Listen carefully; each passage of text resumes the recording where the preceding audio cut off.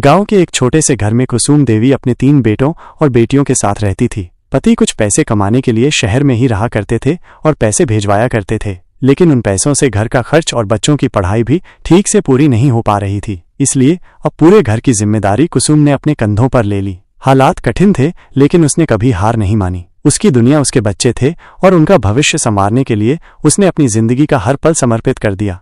कुसुम ने अपनी पुरानी सिलाई मशीन को अपना हथियार बनाया। गांव की औरतों के कपड़े सिलना, मेलों के लिए छोटे बड़े रुमाल और चादरें बनाना और कभी कभी शहर से ऑर्डर लेकर कपड़ों पर कढ़ाई करना, इन्हीं छोटे छोटे कामों से वो अपने बच्चों की पढ़ाई का खर्च उठाती रही। दिन भर काम करती और रात को जब बच्चे पढ़ते तो वो दिए की रोशनी में उनकी किताबों के पन्ने पलटती। बच्चों को पढ़ाने के लिए उसने न जाने कितनी रातें भूखे पेट काटी, कितनी बार अपनी जरूरतों को नजरअंदाज किया। गांव के लोग कहते, इतना पढ़ाकर क्या करोगी, सिलाई करके पेट भरने वाली के बच्चे अफसर थोड़ी न बनेंगे। लेकिन कुसुम का भरोसा अडिग था।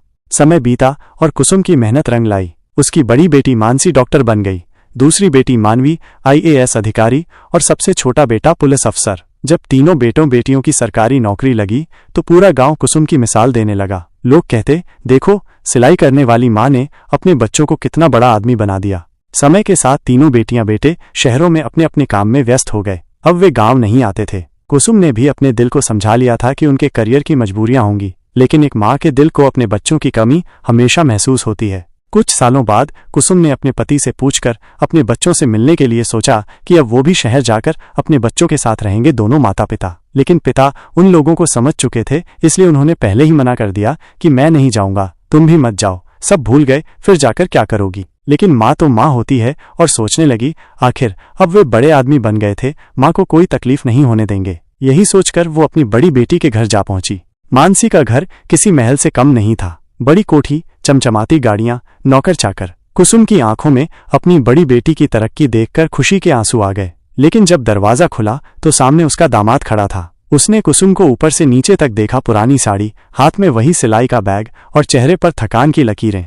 दामाद ने बेमन से उन्हें अंदर बुलाया। जब मानसी घर आई तो माँ दौड़कर उससे लिपट गई, लेकिन मानसी थोड़ी असहज महसूस करने लगी। माँ ने प्यार से पूछा, बेटी तू खुश तो है ना? मैंने सोचा अब मैं भी तेरे साथ रहूंगी। मानसी ने धीरे से कहा, माँ आप यहाँ रहेंगी तो लोग क्या कहेंगे? डॉक्टर की माँ कपड़े सिलती है, ये सब अब छोड़ दीजिए।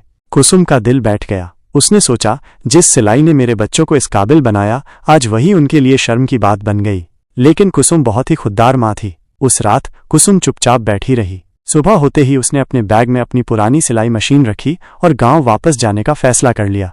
जब वो जाने लगी तो मानसी ने पूछा, माँ कहाँ जा रही हो? कुसुम मुस्कुराई और कहा,